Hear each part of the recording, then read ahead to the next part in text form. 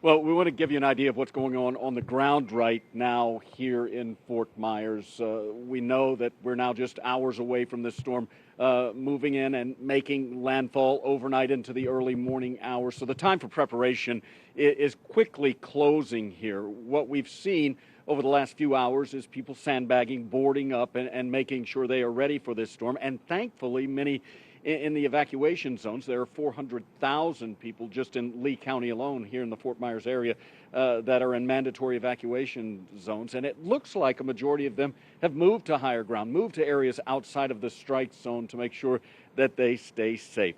Now they say, and I talked with some who were evacuating last night, and they told me the worst part now is the waiting and the watching to see exactly what's going to happen and what this storm is going to leave behind.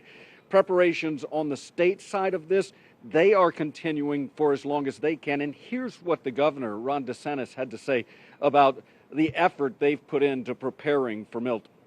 The National Guard is deploying 6,000 Florida National Guardsmen as well as 3,000 National Guardsmen from other states. And so we thank for the support on that.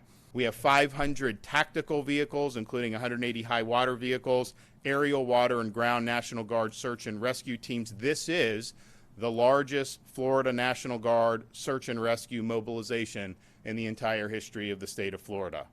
Unfortunately, forecasters are telling us they'll likely need all of that manpower once this storm clears. Again, a major hurricane and moving in on the west coast of Florida, expected landfall sometime overnight into the early morning hours. That's the latest here in Fort Myers. I'm Jay Gray, NBC News.